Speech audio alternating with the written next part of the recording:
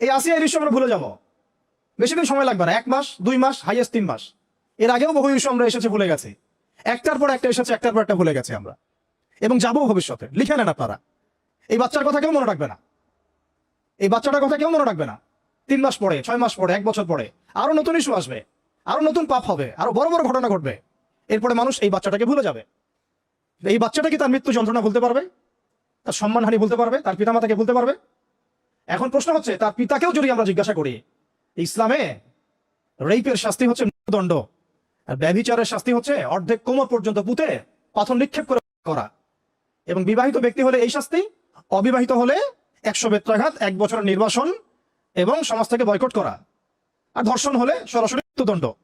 3 মাস সময় লাগার কথা না, 3 দিনের মধ্যেই করা সম্ভব। এটা শরিয়া আইন, এটা আল্লাহ রাব্বুল আলামিনের শরিয়া বিধান। এখন তারাও কি এটাতে রাজি হবেন? যারা শোক প্রকাশ করছেন তারা কি এই বিধানটা কার্যকর করতে রাজি হবেন? ধর্ষককে সবার সামনে প্রকাশ্যে দেওয়া হোক, শরিয়া আইন কার্যকর করা হোক?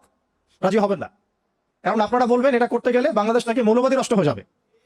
তো সমস্যার গোড়ায় আপনারা যেতে চান না, ডালপালা নিয়ে নাড়াচাড়া করেন। জেনা ফ্রি মিক্সিংটাকে উন্মুক্ত করে দেওয়া হলো, ছেলে মেয়ের অবাধ বিচরণটাকে উন্মুক্ত করে দেওয়া হচ্ছে। একটা চরম ক্ষুধার্ত মানুষদের সামনে যদি আপনি খাবারকে উন্মুক্ত করে রাখেন, এরপরে যদি কেউ জোর করে খাবার খেয়েও ফেলে, শুধু কি আপনি খাদকের দোষ দিবেন? পুরো সিস্টেমটাই দায়ী, পুরো সিস্টেমটাই দায়ী। এখানে আপনি নারী পুরুষকে অবাধ মেলামেশা দিয়েছেন, ফ্রি মিক্সিং এ দিয়েছেন, একদম ছোটবেলা থেকেই, স্কুল লাইফ থেকে, কলেজ লাইফ থেকে, ইউনিভার্সিটি লাইফ থেকে, জব সেকশনে, এমনকি রাজনীতি করতে গেলেও কর্পোরেট সেকশনে, ব্যবসায়িক সেকশনে, অফিস আদালতে, সব জায়গায় ফ্রি মিক্সিং কে অবাধভাবে আপনি উন্মুক্ত করে দিয়েছেন, আমরা উন্মুক্ত করে দিয়েছি। এর উপরে ছড়িয়ে দিয়েছি সবার ফোনে ফোনে। দেখতে থাকলে একটা মানুষ বাচ্চাকে না, কয়েকদিন পরে পশুর সাথেও জেনা করতে পারে। যদি সামনে দেখেন যে মানুষ জেনা করেছে, আপনার অবাক হতে পারেন, আমি অবাক হব না, কারণ পর্নোগ্রাফি মানুষকে পশুর সাথেও জেনা করতে শেখাবে। বাচ্চা তো কিছুই না। এর উপর আছে বিবাহ বহির্ভূত সম্পর্ক, ব্যভিচার, জিনা, ফ্রি মিক্সিং, ভ্যালেন্টাইন্স ডে মতো দিবসগুলো পালন করে ছেলে মেয়ের অবাধ মেলামেশা। আর এই জেনাগুলোকে আমরা বলছি কাছে আসার গল্প, যেখানে ওর উপরে 100 বেত্রাঘাতের শাস্তি অলরেডি মজুদ হয়ে গেছে। আর কতগুলো যে জেনা হয়েছে এটা তো আল্লাহ পাক ভালো জানেন। একটা দুইটা তো করে নাই, একটার পর একটা চেঞ্জ করেছে। বিবাহিত ব্যক্তি পর্যন্ত অন্যের স্ত্রীর সাথে জেনা করেছে। আর এটা তো ধর্ম তো অনেক বড় বিষয়, ধর্ম তো অনেক বড় বিষয়। এটা তো একটা মানবতা বিরোধী অপরাধ, এটা তো মানবতা বিরোধী অপরাধ। এখন সমস্যা কি এক কেন্দ্রিক? এটা বহুমুখী সমস্যা। ফ্রি মিক্সিং রেখেছেন, চালু করে দিয়েছেন, এবং সবচেয়ে বড় কথা, এর শরঈ বিচারটুকু নিশ্চিত হচ্ছে না। তাহলে সমাজের মধ্যে এগুলো কমবে না বাড়বে? সিম্পল, সমাজের মধ্যে এগুলো বাড়বে। 6টা কাজ করেন, ইনশাআল্লাহ তাআলা কমে যাবে।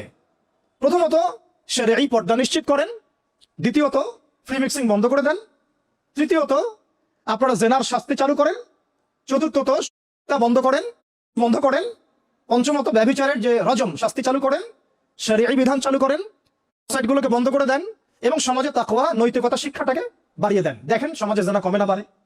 কিন্তু কেউ এই সমস্যার গোড়ায় যাবে না। একটা ইস্যু আসবে, একটা ইস্যু যাবে। আজকে আপনার বোন তো কালকে আমার বোন, কালকে অমুকের বোন, কালকে তার মেয়ে, নিজের ঘর পর্যন্ত চলে আসছে। আর কয়টা রিপোর্টই বা আমাদের সমাজের সামনে আসে? যে কয়েকটা রিপোর্ট সামনে এসেছে এগুলো 50%ও না। বহু মেয়ে এগুলো বলতেও পারে লজ্জায়। আর আমি তো ওইসব মেয়েদের ব্যাপারে কথা বলা ছেড়ে দিয়েছি, যারা স্বেচ্ছায় নিজের ইজ্জতকে বিলি দেয়। তাদেরকে আমি আমার বোন পরিচয় দিতে লজ্জাবোধ করি।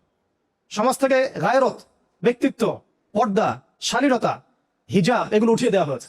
আপনারা কি দ্বীনি অঙ্গনের তসলিমা নাসরিন হতে চান নাকি? তারা কি দ্বীনি অঙ্গনের তসলিমা নাসরিন হতে চান? কেন আপনি একটা ছেলের সাথে হারাম সম্পর্কে জড়াবেন? কেন প্রেম করতে যাবেন? কেন আপনি তার সাথে বাইকে করে ঘুরতে যাবেন? কেন আপনি আপনার বন্ধুদের সাথে ফ্রি মিক্সিংয়ে ঘুরতে চলে গেলেন? 3 দিনের রাস্তা, 7 দিনের রাস্তা, 10 দিনের রাস্তা, অথচ আপনার উপর হজও ফরজ না মাহারাম ছাড়া। না আপনি পর্দা মানছেন, না মাহারাম মানছেন। আর সমাজে না আছে ইসলামী শরিয়া আইন অনুযায়ী বিচার, আর না আছে পর্ন বন্ধের উদ্যোগ, আর না আছে ফ্রি মিক্সিং বন্ধের উদ্যোগ। তো আপনার ইজ্জত চলে গেলে কে ফিরাই দেবে আপনাকে? আমি তো আপনার ভালোর জন্যই কথা বলছি। সমস্যা হচ্ছে আমরা সমস্যার গোড়ায় যেতে চাচ্ছি না। আজকে এই কথাটা আমি এখানে বলতে চাই নাই, শুধু কথা প্রসঙ্গে চলে আসছে যে এই যে মেয়েটা কাতরাতে কাতরাতে মারা গেল আজকে, আপনারা দেখে নিয়েন 3 মাসের মধ্যে এই মেয়েটাকে সবাই ভুলে যান। সমস্যার গোড়ায় আসেন। সমস্যার গোড়া হচ্ছে আল্লাহর জমিনে আল্লাহর দ্বীন ইসলাম বাস্তবায়ন না হওয়া পর্যন্ত এই মানবতার মুক্তির কোনো রাস্তা নাই। আল্লাহর কসম করে বলতেছি, আল্লাহর জমিনে ইসলাম, কোরআন, সুন্নাহ, রাসূলের আদর্শ বাস্তবায়ন হওয়ার আগ পর্যন্ত এই জাতির স্বাধীনতা বলে কোনো শব্দ নাই। এই মানবতার মুক্তির কোনো পথ নাই। কেউ আমরা স্বাধীন না, কেউ আমরা আমাদের ইনসাফ ন্যায্য অধিকারটুকু পাবো না। কালকে আপনার ঘরে এই সমস্যাগুলো আসলে আপনি এটাকে প্রতিহত করতে পারবেন না। বিচার চেয়ে বেড়াবেন এক মন্ত্রণালয় থেকে আরেক মন্ত্রণালয়ে, ফাইল ঘুরতে থাকবে, আপনার কেস বন্ধ হয়ে যাবে, আপনার বোনের ইজ্জত ফিরে আসবে না। আর রাসূল সাল্লাল্লাহু আলাইহি ওয়াসাল্লামের জামানায় আপনি আমাকে রেপের ঘটনা দেখান কয়টা ঘটেছে?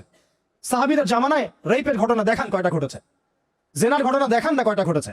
ব্যভিচার কয়টা ঘটেছে? চুরি বা কয়টা হয়েছে? ধর্ষণ কয়টা হয়েছে? ডাকাতি কয়টা হয়েছে? একটা দুইটা রেয়ার আপনি ঘটনা দেখাতে পারবেন। এবং যখন সেই ঘটনা ঘটেছে ইনস্ট্যান্ট দেন এন্ড দেন নবী সাল্লাল্লাহু আলাইহি ওয়াসাল্লাম শরীয়ত আইন বাস্তবায়ন করেছে। তিনি শুধু মানুষকে তাকওয়ার ওয়াজ নসিহত করেন নাই, বরং আল্লাহর আইনও বাস্তবায়ন করেছেন। এই দুটো সমানুপাতিক ভাবে চলতে হবে সমাজের মধ্যে। শুধু তাকওয়ার ওয়াজ করেই সব বন্ধ করা যাবে না, আইনও বাস্তবায়ন করতে হবে। তখন দেখবেন সমাজ সমান্তরাল ভাবে চলবে, একটা আলোকিত সমাজ বিনির্মাণের দিকে আমরা হাঁটতে পারবো ইনশাআল্লাহ। শুধু আমি ওয়াজ করে যাব, আইনের কোনো বাস্তবায়ন নাই, আবার আইন বাস্তবায়নের কথা বলবো, তাকওয়ার কোনো সমাজ নাই, এভাবে হবে না। দুটো একসাথে চলতে হবে। আমরা দুটো থেকেই সমাজকে বিচ্ছিন্ন করে ফেলছি। স্কুল লাইফ থেকে তাকওয়ার শিক্ষাটাকে আস্তে আস্তে শেষ করে ফেলছি। আমি তো দেখালাম তাকওয়া তো শিখবেন আপনি কোরআন থেকে, হাদিস থেকে, সিরাত থেকে, সেটাই তো আমরা পড়ি নাই। আমি চ্যালেঞ্জ করতে পারি আমাদের স্টুডেন্টদেরকে, আল কোরআনুল কারীমের 10টা সূরার অর্থ তারা বলতে পারবেন না, হাদিসের মধ্যে 100টা হাদিস তারা মুখস্থ বলতে পারবেন না। রাসূল সাল্লাল্লাহু আলাইহি ওয়াসাল্লামের পবিত্র জীবনী তারা 20 বছরে একটা কিতাবও একাডেমিক্যালি পড়েন নাই। ইসলামের ইতিহাসের একটা কিতাব একাডেমিক্যালি পড়ানো হয় নাই। তাজকিয়া সংক্রান্ত একটা কিতাব পড়ানো হয় নাই। ফিকহের উসুলে ফিকহ ছাড়া আপনি কিভাবে চলবেন? ফিকহের একটা কিতাব পড়ানো হয় নাই। তাহলে এই জাতিটাকে আপনি কিভাবে ইসলামের দিকে নিয়ে আসবেন? শিক্ষা ছাড়া। শিক্ষা না থাকলে, ইলম না থাকলে আমল কিভাবে আসবে? আমল না থাকলে তাজকিয়া কিভাবে আসবে? তাজকিয়া না থাকলে আত্মশুদ্ধি কেমনে আসবে? আর কিভাবে আমরা সৎ পথে থাকবো, অসৎ পথ থেকে দূরে থাকবো? কিভাবে আমাদের মধ্যে আল্লাহ ভীতি জাগ্রত হবে? আর আল্লাহ ভীতি যদি জাগ্রত না হয়, আমি গুনাহ থেকে কেন দূরে থাকবো? যার মধ্যে আল্লাহর ভয় নাই সে গুনাহ থেকে কেন দূরে থাকবে? তার মধ্যে তো আল্লাহর ভয় নাই। তা আমরা তাকওয়া বিবর্জিত সমাজ প্রতিষ্ঠার দিকে এত মেহনত করেছি বিগত প্রায় 50, 60, 70 বছর থেকে। কিন্তু আগামীর বাংলাদেশে আমরা এটা আর দেখতে চাই না। আমরা আগামীর বাংলাদেশে দেখতে চাই প্রত্যেকটা সেক্টরে যেন তাকওয়া নিশ্চিত হয় এমন ব্যবস্থা গ্রহণ করতে হবে, এবং একই সাথে আল্লাহ রাব্বুল আলামিনের জমিনে আল্লাহর বিধানগুলো বাস্তবায়ন করতে হবে। শুধু তাত্ত্বিক কথাবার্তা বলে, দুঃখ প্রকাশ করে, শোক প্রকাশ করে কোনো লাভ হবে না, যতক্ষণ পর্যন্ত না আমরা আল্লাহ পাকের জমিনে তার আইন এবং বিচারগুলোকে বাস্তবায়ন করতে পারবো। আর আল্লাহর কসম করে বলছে, আল্লাহর জমিনে আল্লাহর বিধান বাস্তবায়ন হলে সমাজে পাপের হার তো কমে আসবেই। সমাজে পাপের হার তো কমে আসবে। কোন কাফের, মুশরিক, মুরতাদ জনগোষ্ঠী আমাদের দিকে চোখ তুলে তাকাতে পারবে না ইনশাআল্লাহ। আমাদেরকে দাসত্ব শৃঙ্খলা আবদ্ধ করতে পারবে না ইনশাআল্লাহ। সব কথার শেষ কথা ভাই, যে আমরা দুনিয়াতে এসেছি লিমিটেড টাইমের জন্য। এই সময়টুকুতে যদি আমরা হেলায় ফেলায় দুনিয়ার জীবনটাকে নষ্ট করি, আমাদের দিনটাকে ঠাট্টা ছলে গ্রহণ করি, কোরআনকে মূল্যায়ন না করি, হাদিসকে মূল্যায়ন না করি, আল্লাহর দেয় এই সুযোগগুলো, রমাদান, এই কোরআন, এই তারাবি, তাহাজ্জুদ, এই সাদাকা, এই তাকওয়া, এগুলোকে মূল্যায়ন না করি, তাহলে ক্ষতিগ্রস্ত আমরা হব, আর কেউ হবে না। ক্ষতিগ্রস্ত এই পৃথিবীতে অন্য কেউ হবে না, বরং আমরাই হব। আল্লাহ পাক আমাদের সবাইকে পরকালীন চূড়ান্ত ক্ষতি থেকে আল্লাহ হেফাজত করেন, এবং দুনিয়াতে যে ফিতনা, ফাসাদ, এই রাহাজানি চলছে, এগুলো থেকে মুক্তির পথ যে একমাত্র ইসলাম, এটা বোঝার তৌফিক আমাদেরকে দান করেন।